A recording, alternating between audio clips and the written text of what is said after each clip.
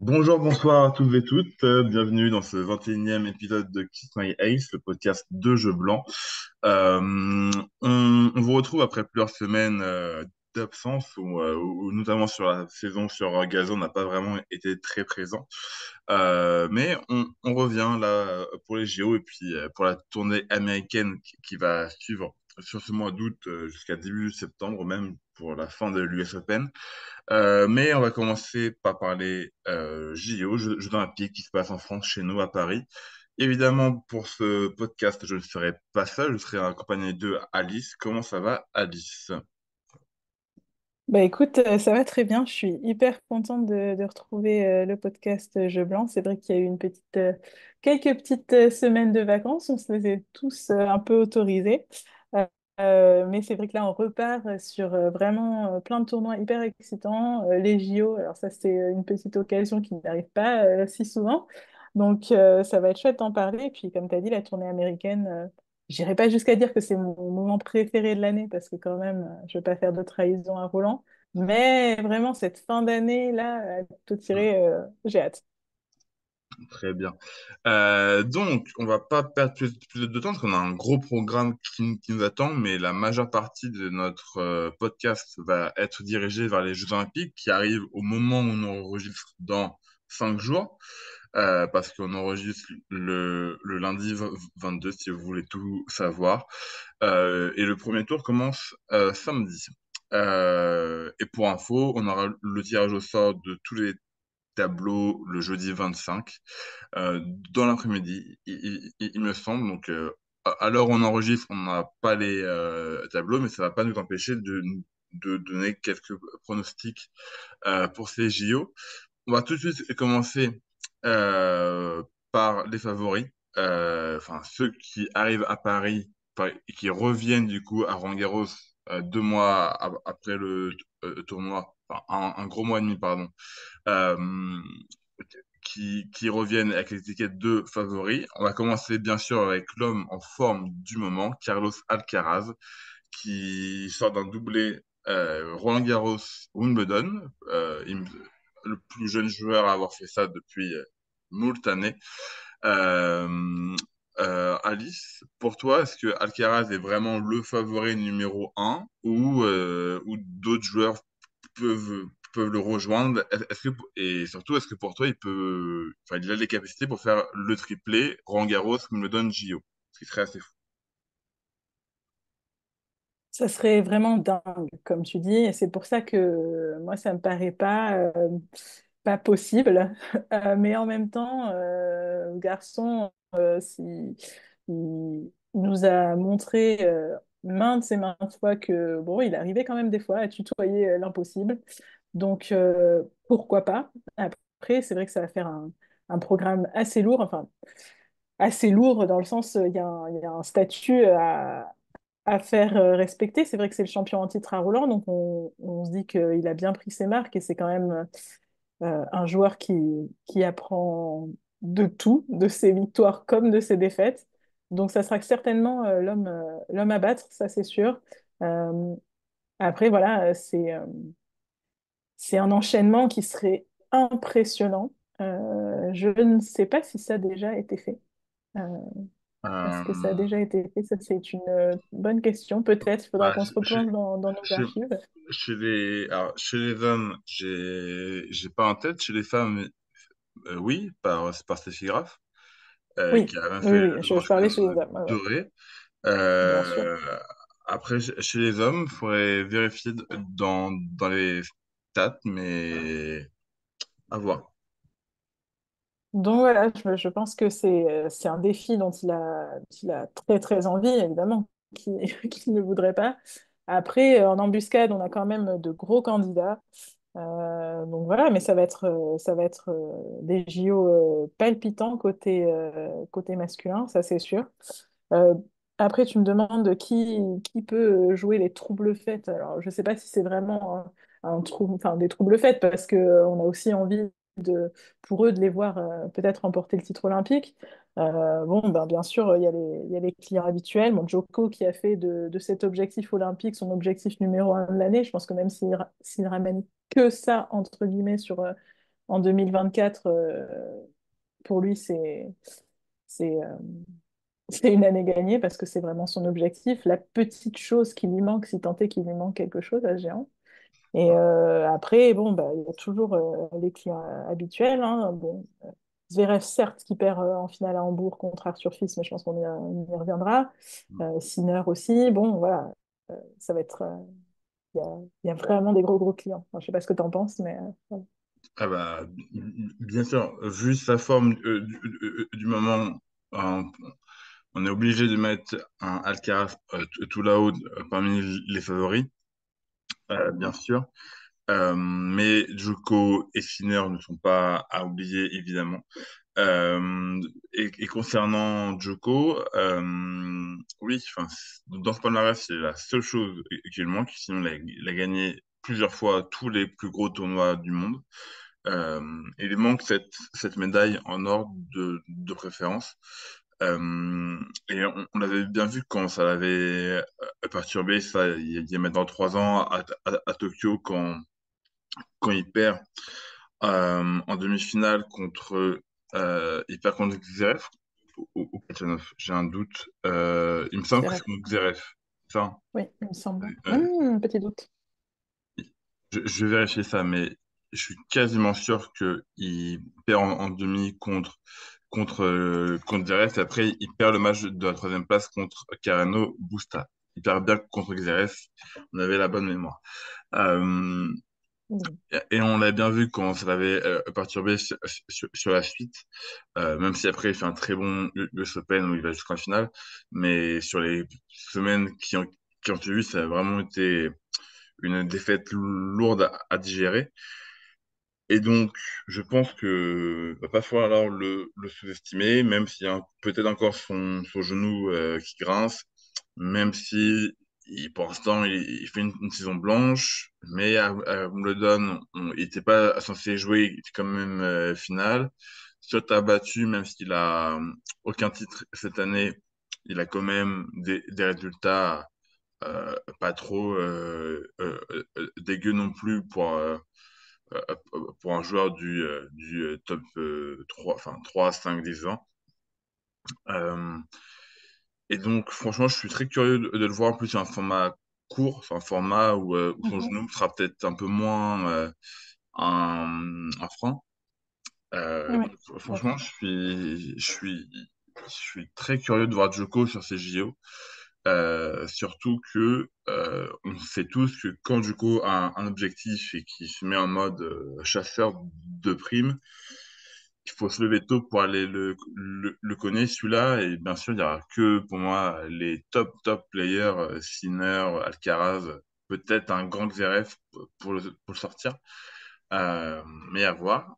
Et concernant notre troisième larron, enfin, sauf si tu veux rajouter quelque chose sur Djokovic, mais je pense qu'on a fait le tour. J'aurais ouais, Vas-y. j'aurais juste rajouté Ouais, effectivement, c'est je crois qu'on est beaucoup à ne pas s'imaginer que Djokovic puisse faire une année blanche.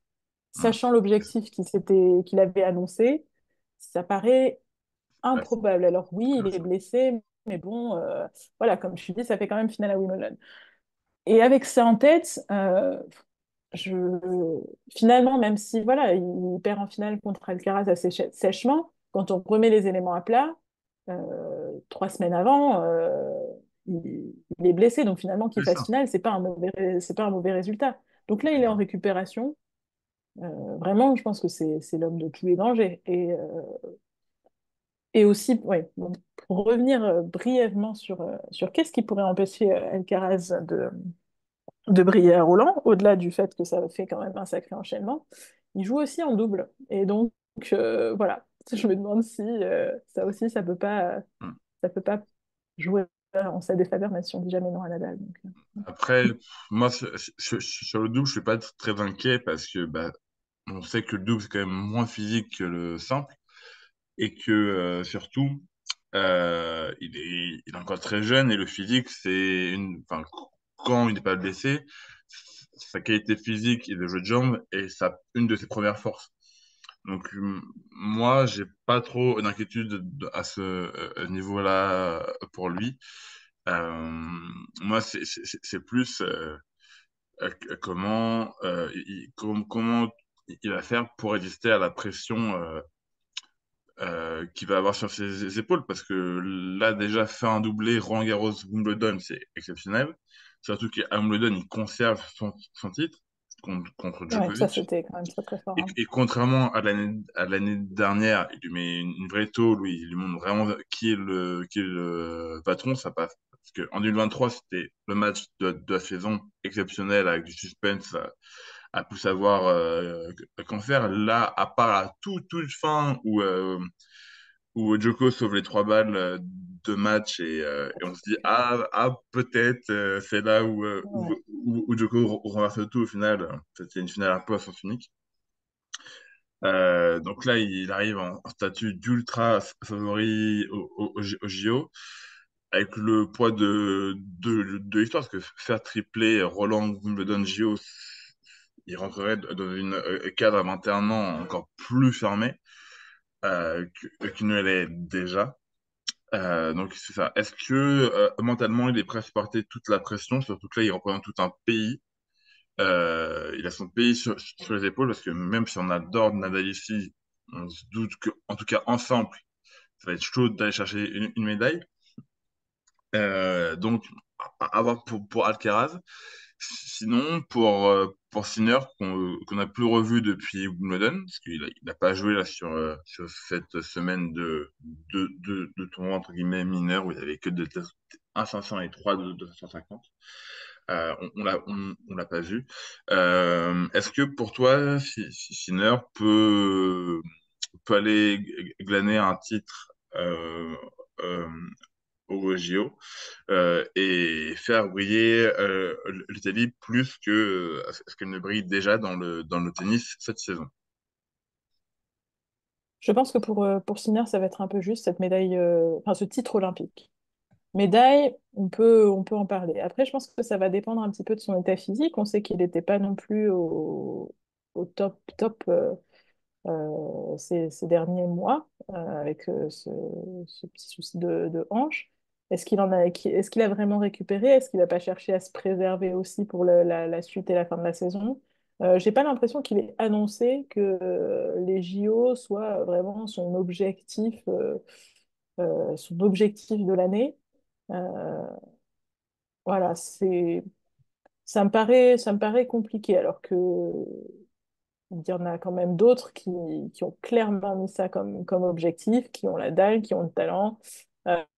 Euh, ouais, je pense que je le vois peut-être prendre une médaille, mais peut-être pas aller chercher le titre olympique. Donc voilà, maintenant que je l'ai dit, évidemment, Sinner sera champion olympique. Ça va relancer sa saison. Voilà, bon, Peut-être. vous l'aurez entendu ici en premier. En tout cas, il fait partie des candidats crédibles au minimum Bien sûr. pour le podium. Et si dans 3 semaines, il vient à avoir une médaille d'or, on serait pas vraiment surpris, parce que bon, Sinner reste l'un des 2 meilleurs joueurs de la saison. Maintenant, avant, c'était clairement le meilleur, mais maintenant qu'Alcaraz a 2 grands chelems, il y a débat. Euh, Qu'est-ce que je voulais dire? Oui, pour moi, Sinner, il arrive plus avec l'étiquette comme on avait pu voir sur le premier trimestre de la saison en statut de joueur que personne ne peut battre, où il faut un Alcaraz à 200% pour le faire chuter. Euh, il arrive avec un statut de favori, certes, mais un peu moindre. Mais faut pas oublier que si on se base sur sa saison sur Terre et notamment sur son Roland-Garros, il perd que en demi-finale, qui est son meilleur parcours là-bas, contre le champion, enfin contre le futur champion, contre son rival de sa génération. Euh, et donc, peut-être que si Alcaraz et Sinner sont amenés à se recroiser encore au JO dans un format plus court, peut-être que ça peut tourner pour lui, parce que dans leur head-to-head, c'est très serré. Et ils se battent l'un après l'autre, et ça peut vraiment, euh, enfin, ça peut vraiment tourner avec un résultat qui n'est pas du tout couru d'avance. Et si après ça, il doit jouer contre, par exemple, Djoko en finale, il a déjà montré que maintenant, il n'a plus peur, qu'il pouvait le battre, qu'il avait le jeu pour le battre. Et la variation technique et plusieurs schémas tactiques pour venir à bout d'un joueur comme Djokovic. Donc, en soi, pour moi, faut pas non plus trop le sous-estimer ou le mettre de côté. Mais c'est vrai que sur le papier, ça reste Alcaraz qui est numéro un en tant que grand favori. Ça, il y a pas de doute, vu la forme du moment qu'il a, c'est compliqué de mettre quelqu'un d'autre au-dessus. Est-ce que tu as autre chose à rajouter pour le cas Non, Sinner non, non, on passe, non, on, rien à rajouter. on- on enchaîne du coup avec nos Français quand même, parce que JO, Mhm. JO en France, J'y vais à la maison, ouais. on les attend un peu plus que d'habitude. Même si on va être très honnête, en tout cas pour les épreuves de simple, voir un Français en simple avoir une médaille, en tout cas sur le papier, on n'y croit pas trop, que ce soit chez les hommes ou chez les femmes, malheureusement. Peut-être plus dans les autres épreuves en double ou en double mixte, à la limite, mais ensemble, ça peut être un peu plus dur. On va juste faire un petit rappel des équipes. Donc, ensemble, chez les hommes, on a Humbert, mon fils, avec Moutet. Chez les femmes, nous avons Caro Garcia, Clara Burel, Diane Paris et Varvara Gracheva, qui nous avait fait rêver à Roland-Garros il y a quelques semaines. Le double homme sera composé de Roger Vasselin et de Fabien Reboul. Euh, Chez les femmes, nous aurons une paire un peu inédite entre Garcia et Paris. Mladenovic n'a pas été sélectionné pour faire le double avec Caro. Et en double mix, on se dirige vraisemblablement vers une paire Édouard Roger Vasselin et Caro Garcia. Euh, pour toi, Alice, jusqu'où on peut aller avec ces équipes-là, avec ces joueurs-là, ces joueuses-là, que ce soit en simple, en double, quelles sont un peu tes attentes et tes pronos pour nos Français? C'est difficile à dire parce que je pense que bon, c'est vrai, c'est les jeux à la maison.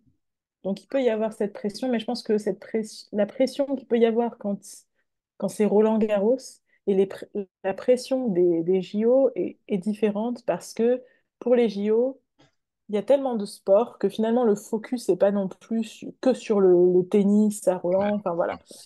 Et donc je pense que peut-être pour ces joueurs et ces joueuses pour qui il y a toujours cet élément de pression quand on arrive à Roland, depuis, on sait que ça arrive depuis avril, on les saoule entre guillemets avec cette pression, cette pression, cette pression. Là, elle sera peut-être un petit peu plus diffuse. Alors évidemment, il y aura la pression qu'ils vont se mettre, eux, de vouloir amener une médaille en étant à la maison, mais je crois que vraiment l'attention va pas être autant focalisée sur eux parce qu'il y a des espoirs de médailles ailleurs. Et j'espère pour eux que ça va être assez bénéfique de se dire, bon, bah, on n'a pas tant de pression que ça, mais au contraire, on a plus le soutien du public, on est à la maison, on peut faire quelque chose. Et c'est pour ça que je suis peut-être pas aussi pessimiste que toi, bien sûr, sur le papier, que ce soit chez les hommes ou chez les femmes, sur le papier, il y a de la place pour rien, peut-être éventuellement en double mix, peut-être, ou en double messieurs, mais bon, Oui, bien sûr. c'est un peu tendu. Et en même temps, moi j'ai envie d'y croire, notamment chez les garçons. On n'est pas à l'abri d'un coup d'éclat. Alors le titre, non, évidemment, maintenant que je l'ai dit, voilà. Mais le titre, non. En revanche, une petite médaille de bronze, sur un malentendu, voilà, ça peut passer pour moi. Tout à fait. Donc je suis pas, je saurais pas dire d'où, comment, mais Ah oui, donc je suis pas pour si pessimiste. toi, c'est une médaille de bronze en tout, enfin, en comptant simple, Ah double non, et non, non, double mixte. non, non, non. Pardon, je m'explique. Je pense que chez les messieurs, on peut espérer, peut-être avec il faudra voir le tableau, il faudra voir le Oui, tirage, on peut espérer une médaille de bronze. En bronze. double mixte et en double messieurs, par contre, je crois vraiment qu'il y a de la place pour une médaille. Ouais. La paire Caro Garcia, Diane Paris, jamais vue, donc Ouais, bah, c'est on n'a inédit. aucun repère quoi, avec elle. Voilà, aucun repère. Et bon, sur terre battue, en double dame, il y a quand même de grosses clientes aussi, donc je pense que là, ça va être un petit peu juste. Mais double messieurs, moi, j'y crois.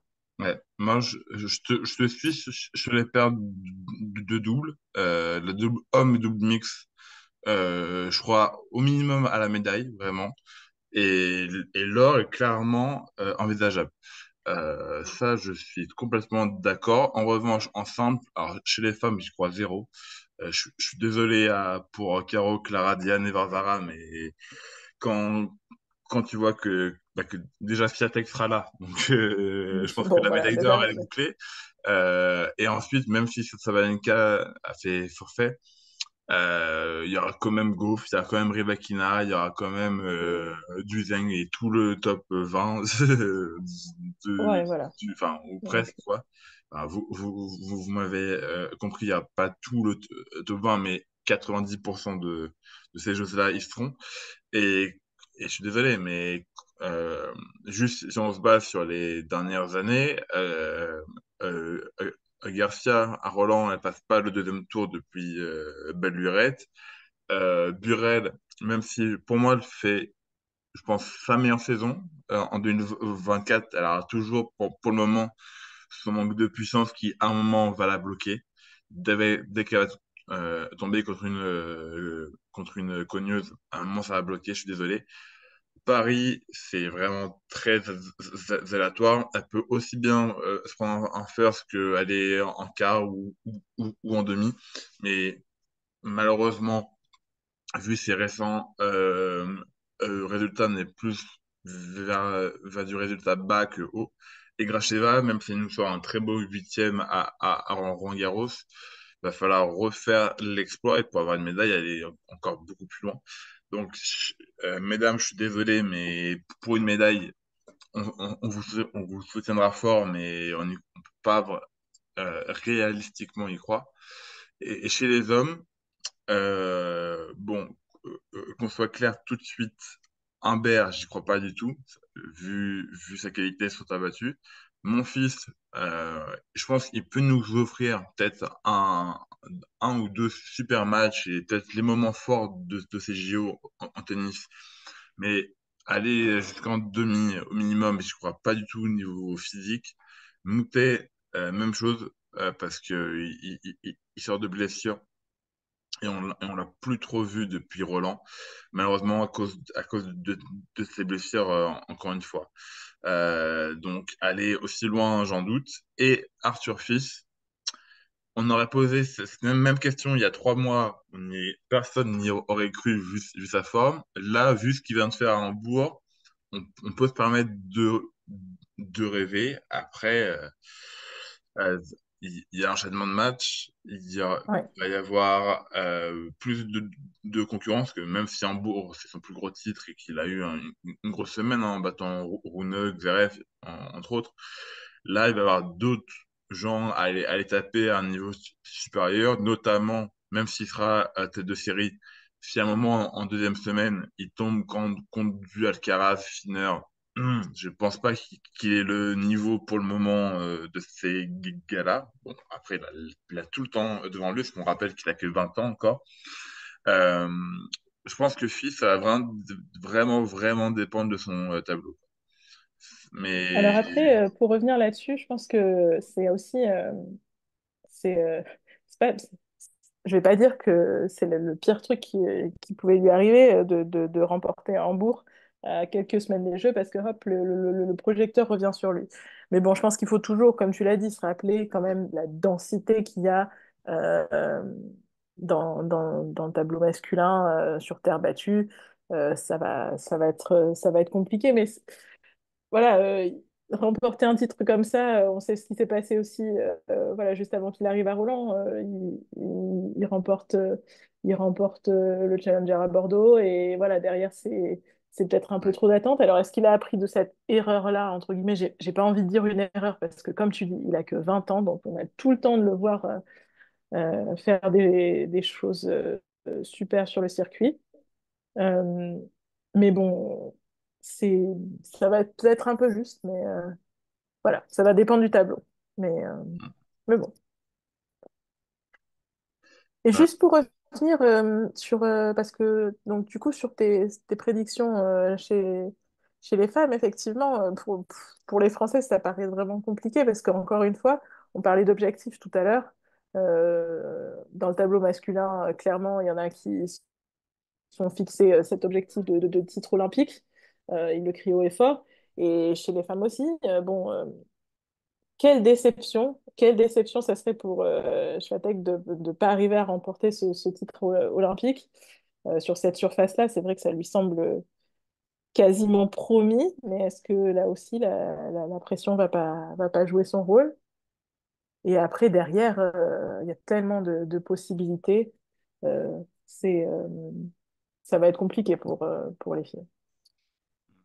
Bah, c'est sûr vu que Sabalenka en plus est forfait, je vois pas qui peut stopper Iga sur terre sur le circuit. Enfin, on a bien vu à Roland Garros. Enfin, il y a Osaka Dunchezu qui a fait faire l'exploit. Elle était à un point, hein, elle a eu une balle de match. Mais là, sinon, elle a mis des taux à tout le monde. On rappelle qu'elle a quand même mis 2 bulles en 40 minutes à une joueuse qui est installée quand même. Parce que Potapova, enfin, c'est une joueuse que l'on connaît, qui a un statut dans le top 30, on va dire. Euh, et elle lui a mis une tôle. Et bon, je dis pas qu'elle va mettre 2 bulles à tout le monde dans ces JO, mais à mon avis, on va avoir le même tournoi que à Roland côté Satek, malheureusement. Enfin, malheureusement pour le spectacle et pour les autres joueuses, hein, mais euh, ça me paraît très compliqué Ouais, d'avoir autre effectivement. chose. Puis là, elle a eu un petit peu le temps de se reposer, de remettre les pendules à l'heure, si tant est qu'il fallait remettre des pendules à l'heure, parce que, encore une fois, on rappelait l'âge l'âge de certains joueurs. Quand j'entends que Swiatek ne s'est gagné que sur terre battue, que ceci, que cela, enfin, bon, on rappelle un petit peu son âge, son palmarès. Bon, voilà, elle a eu le temps de se reposer, elle revient sur sa surface préférée. A priori, ça, c'est pour elle. Et je lui souhaite quand même qu'elle ait qu'elle ait cette médaille-là parce que ça serait mérité. Elle écrase tout sur terre battue depuis 2 3 ans. Il faut qu'elle puisse ramener ce titre à la Pologne. Bon, maintenant qu'on a fait le tour côté français et féminin, on va clôturer le chapitre JO avec notre petite surprise du chef pendant ces JO, parce que on sait tous que pendant les JO, rien ne se passe comme prévu, entre guillemets. Il y a juste à voir les derniers JO où, par exemple, chez les hommes, on avait Karen Busta qui était partie chercher une médaille de bronze, ou Belinda Bencic qui avait gagné, tout simplement, la médaille d'or. Pour toi, Alice, est-ce que tu as une petite surprise de ton chapeau à nous donner pour ces JO? C'est une bonne question. Alors, la surprise du chef. Hmm. Prends le temps. Côté... Comment? Pardon, je n'ai pas entendu. Tu peux prendre le temps de penser à ta surprise pendant Je quelques secondes. réfléchis. Alors, vous n'allez pas me croire hein, quand je vous dis ça, parce que il y a quelques temps, j'ai pas eu l'occasion de le faire sur ce podcast du coup, mais il y avait une joueuse à qui je devais un grand mea culpa, et j'y ai pensé avant Roland. Promis, j'y ai pensé avant Roland. La petite surprise du chef euh, chez les femmes, ça pourrait être Jasmine Paolini. Et je me souviens très bien que quand elle a gagné son premier WTA 1000, j'ai eu cette phrase malheureuse. Si quelqu'un m'avait dit que Jasmine Paolini gagnerait un titre en 2024, franchement, j'aurais vraiment souri.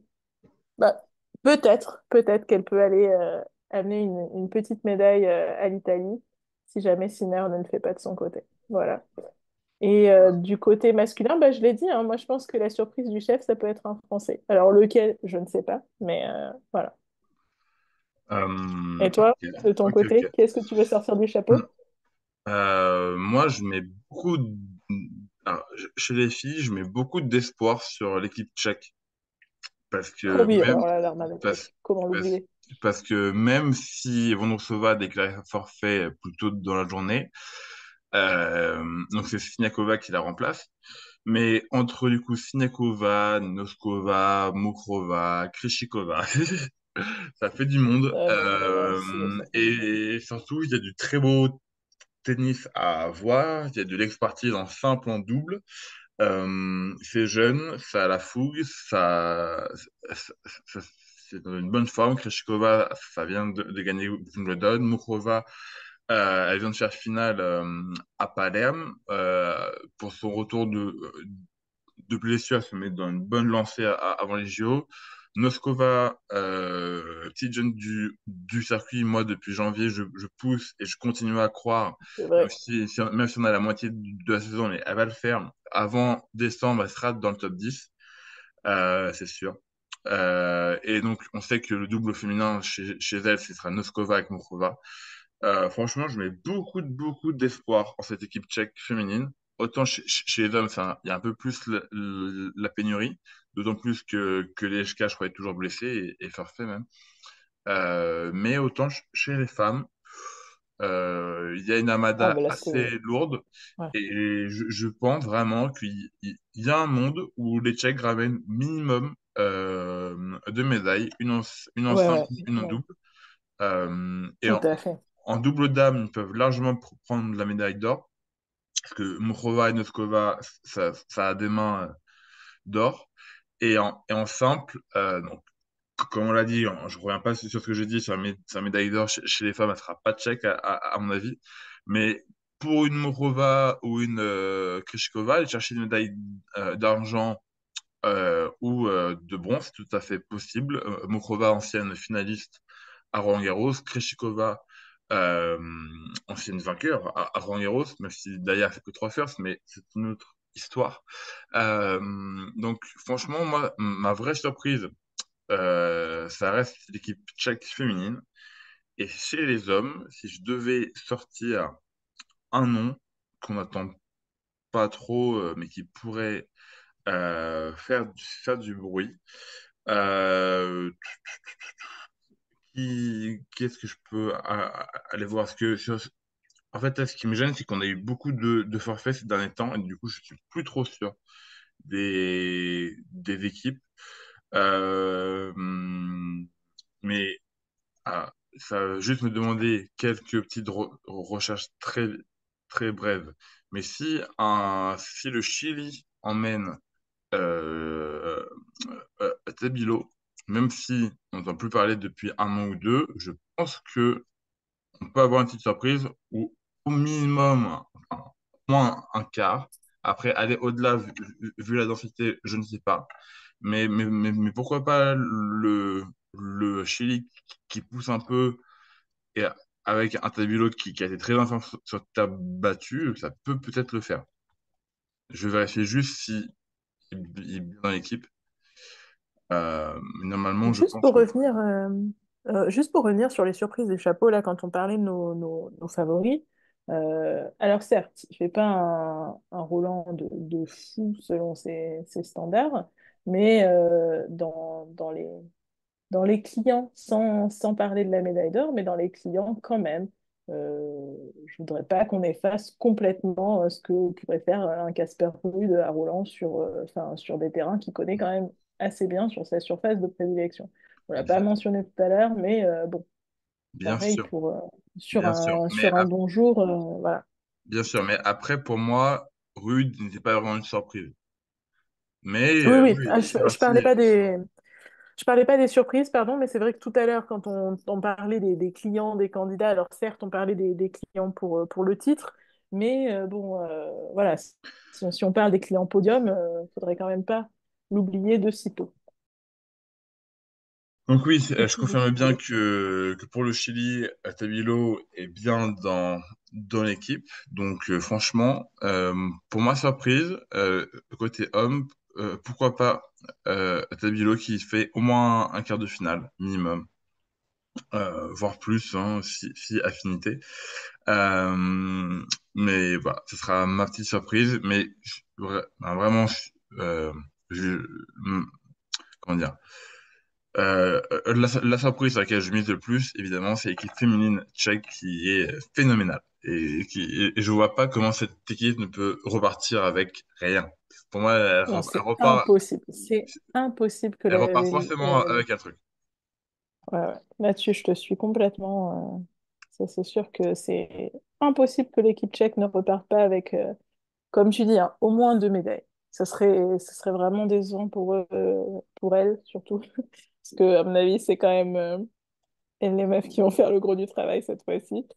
Et ouais, non, impossible qu'elles repartent sans médaille. Parce que chez les hommes, côté tchèque, on a Matchak et Mencic, deux joueurs qui font des saisons très solides. Mais de là à aller chercher une médaille, ça serait vraiment une grosse surprise, là, pour le coup. Mais pour le moment, ça paraît compliqué. Et donc, pour finir avec ce gros Et du chapitre, coup, ouais, pardon? j'allais te demander, ouais, du coup, ton podium potentiel, Oui, ben quoi, pour, voilà. J'allais y venir. Donc, pour fermer la parenthèse, enfin la parenthèse, pardon, le gros chapitre plutôt, sur les JO, on va donner nos pronos pour le simple homme et le simple dame. Tu veux que je commence? Ouais, vas-y, vas-y. Je vais voir Ok. Donc, si j'ai trouvé si on est d'accord ou pas. alors, bien sûr, on rappelle, cette émission est faite sans les tableaux, donc peut-être que nos podiums ne seront pas possibles à cause de ça. Ne nous entendez pas à rigueur, on peut pas prédire tout ce qui va se passer là-dedans. Mais de mon côté, je vais mettre euh, en première place, en simple homme. J'ai longuement hésité entre Alcaraz et Djokovic, hein. Je ne fais pas dans les surprises de mon côté, mais je vais aller avec Djokovic. Je peux pas imaginer que Novak fasse une saison blanche, même s'il reste encore plein de tournois derrière. Mais pour moi, c'est son destin de vraiment finir le jeu, mais vraiment, ou dans 5 ans, enfin, ou à sa retraite, tu lui demandes est-ce que tu as gagné X, il te dit oui, mais tout le temps. Genre, un truc que même Nadal et Federer ne pourront pas dire. Djoko, tu lui demandes est-ce que tu as gagné Roland? Oui. Wimbledon? Oui. Gio? Oui. Master? Oui. Monte Carlo? Oui. Enfin, n'importe quel tournoi prestigieux, il te dira oui à la fin. Donc, je mets Djokovic en 1, qui prend sa revanche et bat Alcaraz en finale. Donc, Alcaraz, médaille d'argent. Euh, et médaille de bronze, on va aller avec une petite surprise, parce que je vais pas mettre Sinner. On sait très bien que le tennis n'est pas si linéaire. Euh, et je te disais que c'était pas une surprise pour moi tout à l'heure, mais Casper Ruud fera médaille de bronze pour moi. Donc Djokovic or, Alcaraz argent, Ruud bronze chez les hommes. Et chez les femmes, j'enchaîne tout de suite. Swiatek en or, là il y a aucune surprise. Swiatek en or, je vais mettre Rivakina en argent. Et en bronze, je vais aller avec ma chère Kim Wenzheng, que je prédis depuis de longs mois, depuis la séance sabattue, elle allait Tu faire vas y quelque arriver. chose Elle là-dessus. va y arriver. Bon, Ouais, ouais. elle a conservé son titre 250 de Palerme, ce qui est déjà une bonne chose. Mais je veux un vrai titre sur Terre pour que ma prédiction ne soit pas si fausse. Et c'est maintenant ou jamais, là. C'est le dernier grand titre, enfin, le dernier grand tournoi sur Terre de 2024. S'il te plaît, Kinwen, tu vas me chercher une médaille, s'il te plaît. L'or, fait trop dur, mais une bronze pour la Chine, on y va. Donc voilà. Donc Swiatek, Mais attends, attends, Rybakina, attends là. Zeng.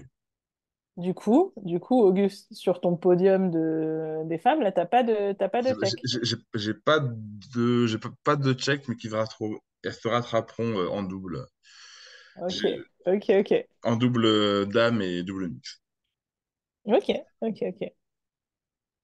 Bah moi, du coup, je vais enchaîner avec les dames. Alors, on va vraiment, s'il y a des gens qui nous écoutent, ils vont finir par croire que je n'aime pas Chouette.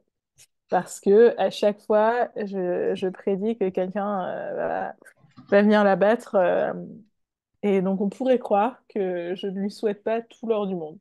Alors, euh, évidemment, cette fois-ci, quand même, je vais, je vais quand même, je la vois sur le podium. J'espère qu'elle vraiment, qu'elle aura cette médaille amplement méritée qui viendrait couronner toute cette domination depuis les 4 dernières années sur cette surface.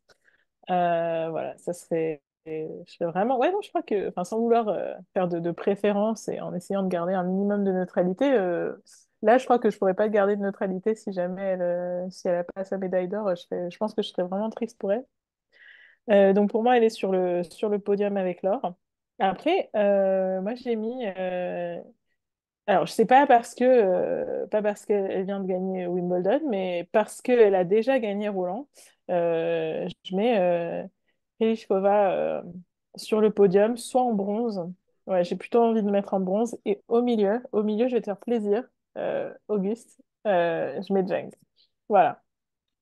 Donc ça pourrait être, mais ça dépendra encore une fois du tirage. Mais voilà, je vais pas dire les trois parce que je vois pas comment, sauf blessure, comment J'attaque peut pas être dans le trio. Ok. Et Mais donc, voilà. comme moi, ta surprise côté femme n'est pas sur le podium. Non, non, non, ouais, Euh, je sais, ok. je sais. Mais Médaille bon, en chocolat. après, Mm, si elles voilà. finissent en quatrième place, c'est déjà une belle perf Ouais, et une belle bien sûr. surprise. Et Et chez les hommes? côté homme, je vois pas, comme tu dis, on se dit quand est-ce que Djoko va terminer le game, quoi. Et là, c'est vrai qu'à Tokyo, il y a 4 ans, on pensait vraiment tous qu'il allait quand même, qu'il allait le faire. L'an dernier, c'était, s'il n'y avait pas eu cette petite, ce petit, ce tout petit Carlos Alcaraz, il avait l'air quand même plutôt bien parti aussi. Voilà, mais bon, là, je vois pas comment, enfin, je vois pas comment cette médaille olympique, ce titre olympique peut lui échapper. Et ça serait presque injuste Hmm. qu'il n'ait pas après tout ce qu'il a fait pour Monsieur Tennis. Donc bon, Djokovic presque à contre-cœur, mais c'est aussi parce que je sais très bien que Alcaraz, Sinner, ils auront l'occasion dans 4 ans ou bientôt 8 ans. même si c'est tous les 4 ans, voilà, dans 8 ans, ils auront l'occasion, ils auront le temps d'aller la chercher cette médaille olympique. Ça va forcément être l'un des deux, l'un des trois. Donc là, Djoko, c'est un peu sa dernière chance. Je lui souhaite. C'est pas mon joueur préféré, c'est pas celui pour qui je vais hurler et espérer qu'il gagnera tout. Euh, mais il faut qu'il gagne cette médaille. C'est pas possible autrement. C'est pas comme ça que l'histoire se termine pour lui. Donc voilà. Il va aller chercher tous les records et le 25e titre du Grand Chelem et la médaille olympique. Donc ça, c'est quand le jour de la finale des JO? On sait plus, là, cette Alors, fameuse il me date-là. semble que ça va au bout, parce que c'est une des dernières épreuves, donc ça doit se finir le 11, j'imagine. Je vérifie ça tout de suite. Bah, ça va être le 4 ou le 11, de toute manière. Date Ouais. Miss JO. Euh, Euh, je me demandais, mais je pense que... ça... Ah ouais, 4. non, je sais plus. Mais en tout cas, le dernier dimanche, c'est lui qui a la médaille d'or. Euh, la finale. Non, c'est le 4. Ça va pas jusqu'au bout, ça dure, Ah, c'est le 4 août. Ok, ça ne dure qu'une grosse semaine. Donc, 4 août pour la, ok, donc en fait, 4 août, finale du simple homme et du double dame. Et très bien. euh, et la troisième place de la double dame. Du double dame. Donc voilà. dimanche 4 août, Djoko termine le game. Euh, voilà. Euh, presque. Alors que j'entends déjà les critiques arriver en disant oui, mais il n'a pas gagné le Grand Chelem finlandais. Ta, ta, ta, ta. Ouais, c'est ça. Hop, voilà. Euh, mais donc, et derrière, moi, ouais, je vais peut-être me contredire un peu parce qu'effectivement, Carlos Alcaraz est grand favori, mais je pense que s'il gagne pas, je sais, j'ai envie de le mettre en bronze, Alcaraz. Je sais pas pourquoi. Voilà. Et au milieu, j'arrive jamais à faire les 1-2-1. Je fais jamais les choses dans l'ordre. Euh, mais bon. Et au milieu, petite surprise. Allez, petite surprise. Euh, ou pas, hein. Est-ce que ça serait malheureux quand même? Zverev au milieu? Mon Dieu. Allez, Djoko, Zverev, Alcaraz. Djoko, Zverev, Alcaraz. Donc plutôt un podium de favoris. Ouais, ouais, ouais. Ouais, je sais, hein, tout à l'heure, j'ai dit non, mais peut-être qu'il y aura une petite surprise française. Mais bon, Ouais, le, mais le c'est dur, réalisme c'est dur, en c'est cette dur, fin c'est dur. d'émission s'abat sur moi. Voilà. Donc, non, mais après, je comprends, hein, c'est très dur à faire et surtout que les JO, on sait que c'est une épreuve, enfin, c'est un tournoi qui se finit jamais comme on le pense. Donc, C'est un peu hors du temps, quoi. c'est ça. Et puis, en plus, là, en fait, la particularité aussi de ces jeux, c'est qu'il y avait peut-être un petit peu moins à Tokyo.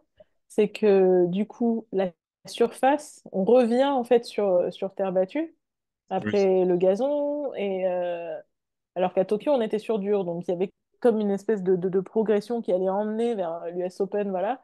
Là, on revient en arrière pour notre plus grand bonheur, mais je pense que ça peut aussi jouer des tours à certains. Voilà. bien sûr. Bien sûr, bien sûr.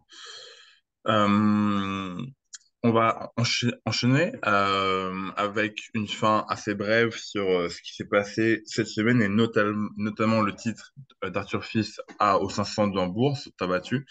Un titre qui lui permet de rentrer dans le 20 déjà, pour la première fois de sa carrière à seulement 20 ans. Et après une semaine de rêve où il bat soit un top player, soit un expert de Tabatu, et qui commence avec Mounard en 3-7, Djéré en 2, Rune en 1,5, est-ce que Rune abandonne à 4-1 dans le deuxième set. Il met une tôle à Baez en demi-finale et il gagne contre Zverev en finale. Zverev qui était vraiment chez lui dans sa ville natale. En 3-7 au tie-break du troisième set dans un match de 3h35, un truc comme ça. Et peut-être dans le meilleur match de sa carrière, à Fils contre Zverev, parce que pour avoir tenu l'Allemand aussi longtemps, aussi fort, surtout dans les diagonales revers, en ayant été autant clinique dans sur balle de break à sauver. Donc, il est à 21, je crois qu'il est à 21 sur 22 sur balle de break sauvé, ce qui est phénoménal, surtout contre un mec comme Zverev. Franchement, bravo Arthur pour le jeu, pour le comportement, pour l'attitude, pour l'ambition, la détermination. Surtout que Fils a commencé sa saison très tard, enfin, et d'une mauvaise, enfin, sans résultat, quoi. Et là, qu'ils remettent en forme en cours de route très très fort, surtout aussi jeune. Donc bravo Arthur, je sais pas si tu as pu voir le match ou pas, mais c'était un petit bijou. Alors, j'en ai vu des bouts, des bribes. Il a fallu alterner. Donc, voilà. Mais c'est vrai que j'étais vraiment hyper contente. Déjà, c'était, comme tu dis, hein, c'était vraiment un match incroyable à regarder parce qu'il y avait tout. Il y avait à la fois le suspense, le drama, donc ça, pour le côté un peu... on était à Hambourg, quoi, donc Zverev chez lui. Euh, et Fils qui fait, comme tu dis, qui vient achever un tournoi vraiment très très solide. Et c'est un peu là où on avait envie de le voir au niveau où on a envie de le voir évoluer. Alors, encore une fois, hein, avec des pincettes, il est encore hyper jeune, donc il a plein de temps devant lui. Mais c'était vraiment la belle surprise de la semaine, quoi, de un ATP 500 à Hambourg, vraiment super. C'était vraiment le moment chouette de la semaine. Et il a, bon, il y a eu un petit peu la petite polémique à deux balles là, sur la, la poignée de main un peu glaciale. Bon, voilà, je pense il fait le match qu'il faut faire contre Zverev et il a pris. J'ai pas envie de dire qu'il a pris sa chance parce que c'est pas qu'il a eu de la chance, c'est vraiment qu'il y est allé au talent. Il a fait les points qu'il fallait quand il fallait. Donc c'est vraiment amplement mérité. Et j'ai pas envie de dire c'est prometteur pour la suite parce que là encore, on n'a pas envie de mettre de la pression. Mais si, c'est prometteur pour la suite. Alors peut-être pas la suite immédiate là, mais ça donne envie de voir ce que ça va donner dans, allez, un an, 2 ans. On en a besoin pour le tennis français. Ouais, bah, surtout que là, avec les JO qui, qui vient, on a beaucoup parlé, c'est très cool qu'il gagne ce titre-là et ça le lance vraiment. Et ça donne espoir en français pour nous, pour les JO. Mais oui, enfin là, ça annonce que du bon. C'est un titre qui va vraiment lui redonner confiance, c'est sûr. Euh, et qu'on espère que pour les 2 gros mois à venir, là, entre JO, Montréal, Cincinnati, l'US Open, que ça lui donne la force pour faire de grandes choses à ces tournois-là. Et on espère voir au minimum un ou plus Français briller euh, dans les semaines et mois à venir. On enchaîne près de chez toi, même si je sais que tu avais la rage de ne pas être chez toi à ce moment-là, mais Nadal a quand même fait finale à Bastad, en Suède, du coup. Même si en finale contre Borges, il n'y a pas eu de match, je crois 6-3, 6-2 en une petite heure et demie. Euh, on sentait qu'il était cramé, mais il a eu ce qu'il voulait, c'est-à-dire des matchs de la répétition, du gros combat physique, notamment un match de 4 heures contre Navonnet en quart de finale. Oui, en quart de finale. Un match tout simplement fou, où plein de That's fois, improbable. ouais, Ouais. où plein de fois on pensait que l'un allait gagner, mais l'autre revient et vice-versa, et au final, à expérience, Nadal le prend. Mais un match de 4 heures, il me semble que c'est le deuxième plus long match de l'histoire de l'ATP en format de 7 gagnants. Le premier étant Nadal Djokovic à Madrid en 2009. Donc le mec sait se battre, surtout sur terre. Donc même si il est pas allé au bout, franchement, moi c'est un parcours de Nadal que j'ai apprécié, qui me donne confiance pour la fin de la saison. Et même s'il n'a pas joué de grosses pointures, juste le fait qu'il ait pu enchaîner quasiment 10 heures de jeu dans la semaine sans se blesser, franchement, ça, ça fait plaisir, ça te donne confiance. Et puis, il a quand même battu Nori et Navonnet, qui sont pas n'importe qui sur le circuit. Euh, donc, même si pas le bout, ça fait plaisir. Je sais pas si tu as pu voir Nadal jouer en ce moment, enfin, cette Tout à dernière fait. semaine, mais en tout cas, moi, de mon côté, j'ai pris plaisir à le revoir jouer. Bah, c'est ce que tu dis, voilà, c'est effectivement, on sait bien que voilà, les matchs qu'on peut voir de Nadal maintenant, c'est juste du bonus en plus de toute la carrière qu'il a pu avoir. C'est un peu à la Andy Murray quand on peut le voir, enfin, comme on a pu le voir là ces dernières semaines, tout ce qui, n'importe quel match qu'il y a en plus, c'est juste du bonus. On ne s'attend pas non plus à des choses extraordinaires, même si on aurait pu, là, pour Nadal, y croire et se dire que bah, peut-être qu'il allait remporter un dernier tournoi, ou enfin, un dernier tournoi, c'est pas ce que je lui souhaite, mais un tournoi à son âge, voilà, au fin fond de la Suède. Mais voilà, le parcours en soi, il est vraiment il est encourageant dans le sens où il a du temps de jeu, ce qui lui manquait beaucoup, beaucoup ces derniers mois, ces dernières années même, euh, parce que bon, avec des si, on mettrait Paris en bouteille, mais voilà. Et s'il avait eu deux, trois matchs de plus par-ci, par-là, est-ce qu'il aurait réussi à retrouver un rythme avant Roland? Est-ce qu'il aurait réussi à retrouver un rythme pour les JO? Bon, c'est pas le cas. Il est allé chercher ses quelques heures de jeu au stade. Je pense que il a, il a donné autant de plaisir qu'il en a pris. Vraiment, bon, pour ceux qui situaient pas forcément, alors je pense qu'il y a pas mal de fans qui sont allés voir où est ce truc-là à beau stade perdu au fin fond de la Suède en bord de mer. Ça reste quand même une espèce de petit village, bon, petite ville. J'ai envie de vexer personne là-bas. J'ai quand même envie d'y retourner. Mais voilà, c'était un peu l'événement improbable. Jusqu'au bout, les gens se demandaient s'il allait venir, s'il allait pas venir. Le fait qu'il aille jusqu'en finale, euh, avec un tableau bon, où à la base il y avait quand même Rublev, Nori, Navone, tu te dis bon, effectivement, c'était pas gagné qu'il aille jusqu'au bout, en tout cas jusqu'à la finale. Bon, voilà, c'était un chouette tournoi à suivre pour les fans hardcore.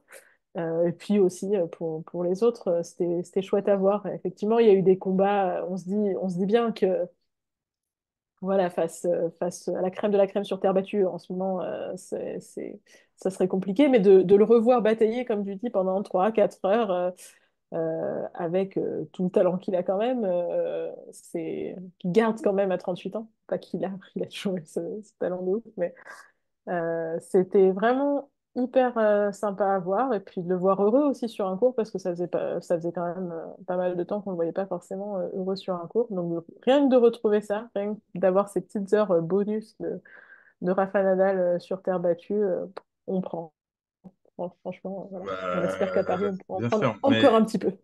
et puis comme tu le dis, qu'à 38 ans, avec tout ce qu'il a gagné dans sa carrière, qu'il a encore la détermination et la motivation de rester 4 heures sur un cours contre Navonnet, on n'a rien contre lui, mais qui n'est pas le nom le plus bling-bling du circuit, dans un quart de finale de 250 perdu au fin fond de la Suède, et qu'ils se battent avec les dents et qu'il aille au bout et qu'il gagne le match après avoir, enfin, alors qu'il aurait pu finir le match un peu plus vite s'il avait gagné dès sa première balle de match, c'est fou et ça montre à quel point c'est, même à 38 ans, il a encore la haine de la défaite, quoi.